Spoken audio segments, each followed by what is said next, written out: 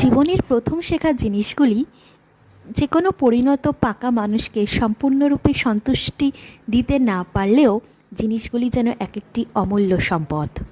সেই জিনিসের আদুগুলি টান যেন যে কোনো পরিণত পাকা মানুষকে ছুঁয়ে যায়। তাই আমার ছেলের শেখার প্রথম 1 2 3 4 বলাটা আমি সংরক্ষণ করে রেখেছি।